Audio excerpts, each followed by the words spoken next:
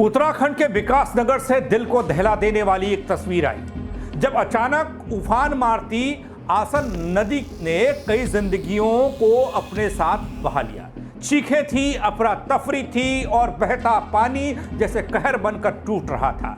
Live video लेकर आया हूं दोस्तों। नमस्कार, पहला मैं पंकज रौतेला, आप देख रहे हैं उत्तराखंड न्यूज। उत्तराखंड की राजधानी देहरादून से इस वक्त जो बड़ी तस्वीर, बड़ी खबरें आ रही हैं वो ये कि दर्दनाक हादसा हुआ है, बादल फटा है, तबाही हुई है।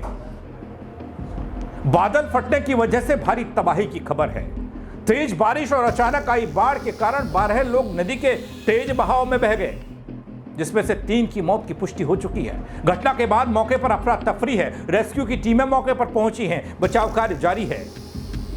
यहां मैं आपको दिखाने जा रहा हूं एक घटना का एक्सक्लूसिव ग्राउंड वीडियो, चश्मदीदों की जुबानी पूरी कहानी और प्रशासन की तैयारी की हकीकत भी। सब कुछ बताऊंगा दोस्तों, आप बस अंत तक मेरे साथ इस वीडियो में जरूर बने रहें।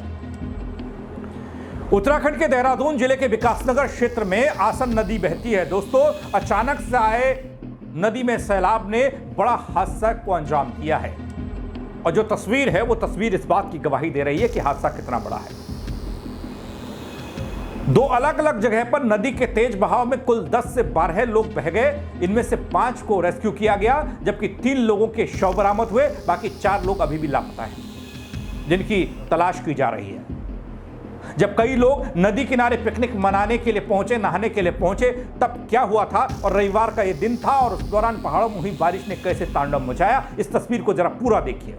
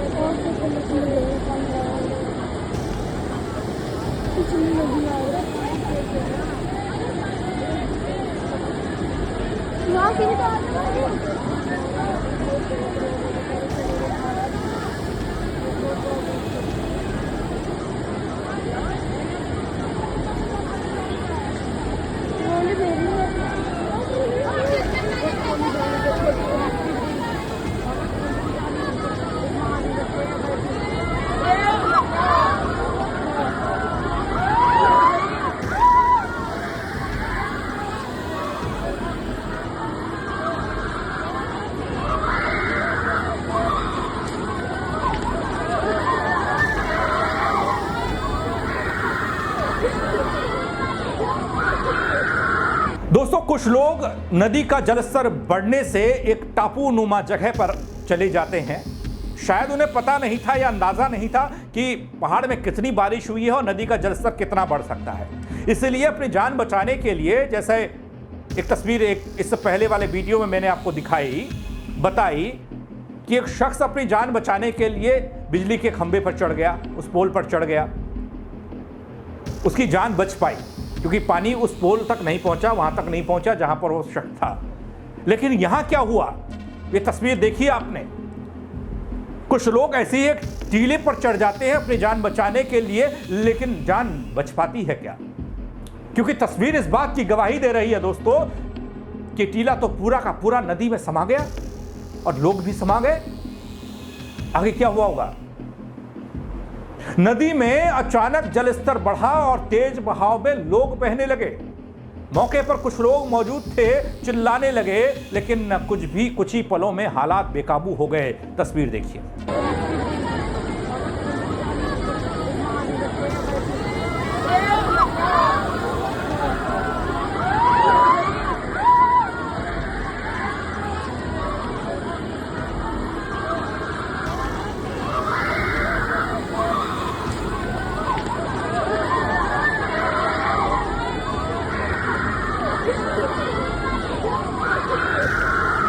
दोस्तों, घटना का वीडियो सामने आया तो उसके बाद थोड़ा हैरानी भी हुई और परेशानी भी, जिसमें देखा जा सकता है कि लोग तेज धारा में फंसे हुए हैं। आसपास खड़े लोग चिल्ला रहे हैं, चीख पुकार रहे हैं। वीडियो काफी दर्दनाक है दोस्तों और सोशल मीडिया पर खूब तेजी से वायरल भी हो रहा है। लोग सवाल भी पूछ रहे हैं और संवेदनाएं भी जता रहे हैं।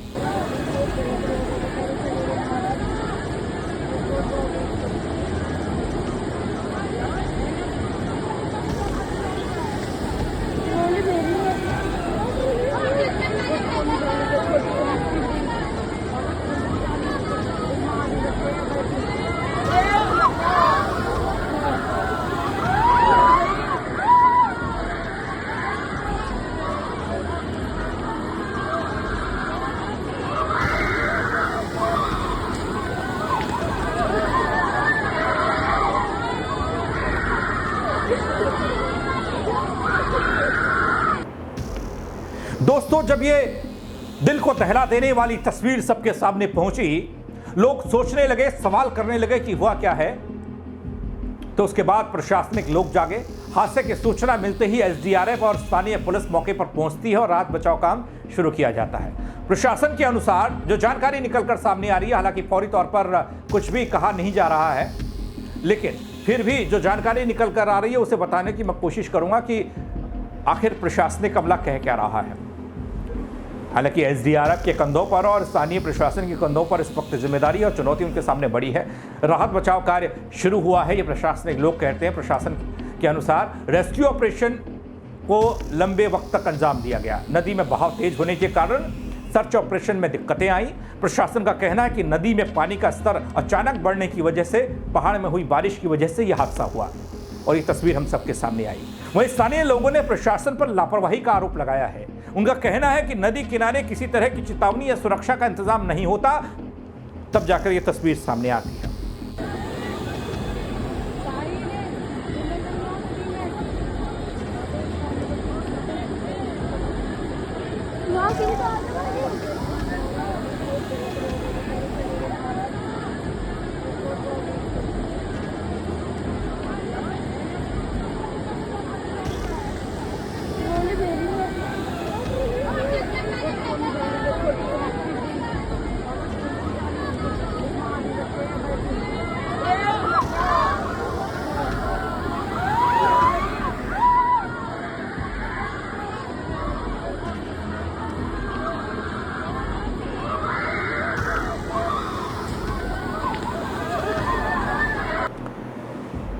दोस्तों, रेस्क्यू टीमें अपने काम को अंजाम दे जाती हैं। लापता लोगों की तलाश हो रही है, ये कहा जाता है।